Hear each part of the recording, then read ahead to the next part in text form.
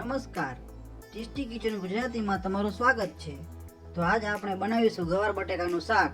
તો ગવાર બટેકાના શાક બનાવવા માટેની સામગ્રી આપણે જોઈ લઈશું.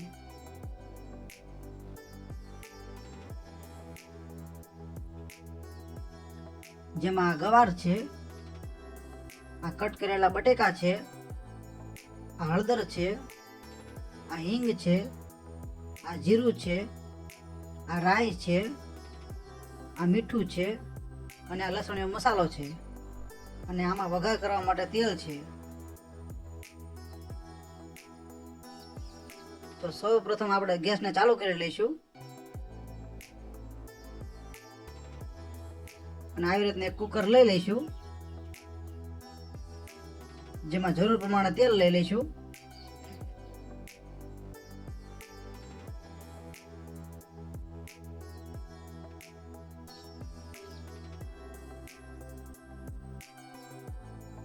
તો અહીંયા આપણે આટલું તેલ લઈ લીધું છે. તો આ તેલને ગરમ થવા દઈશું.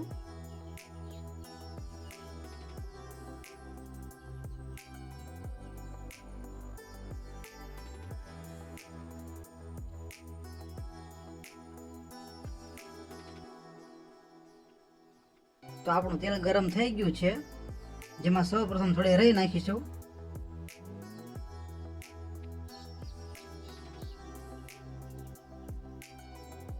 પછી થોડી હિંગ નાખીશું, પછી થોડું જીરું નાખીશું,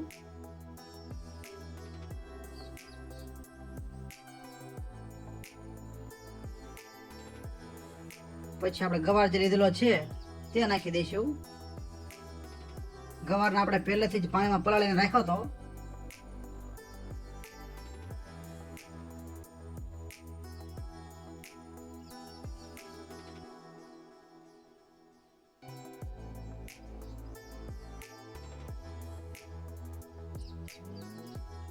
અને હવે બટેકા નાખી દઈશું.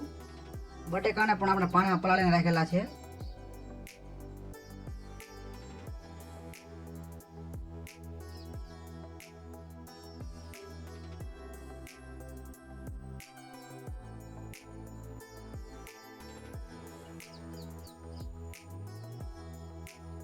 ને હવે ઉપર થોડી હળદર નાખી દઈશું.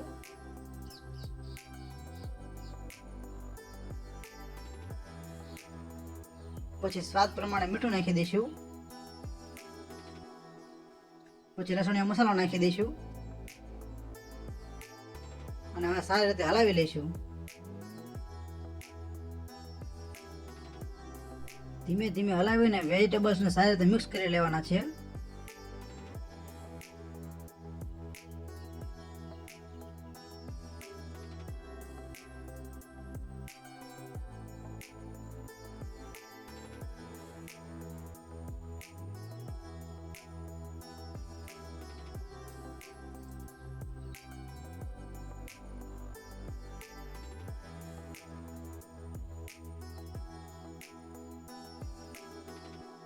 તમે એકવાર આ રીતે ગવાર બટેકાનું શાક જરૂર બનાવજો.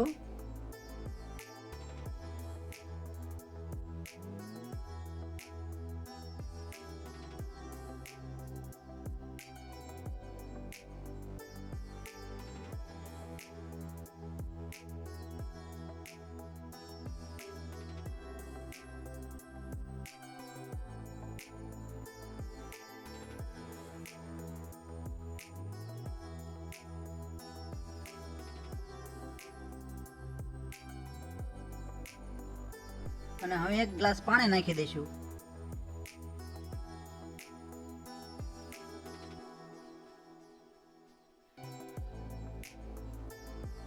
અને હવે 4 વિસલ વાગે એટલી વાર માટે કુકરને બંધ કરી દઈશું.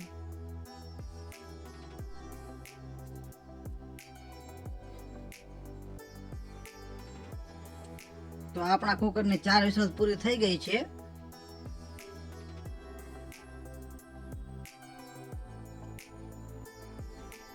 તો હવે આપણે ગેસને બંધ કરી દઈશું અને કુકરમાંથી બધી જ હવા કાઢી નાખશું. તો આપણા કુકરમાંથી બધી જ હવા નીકળી ગઈ છે. તો હવે આપણે કુકરને ખોલી લઈશું અને એકવાર સારી રીતે હલાવી લઈશું.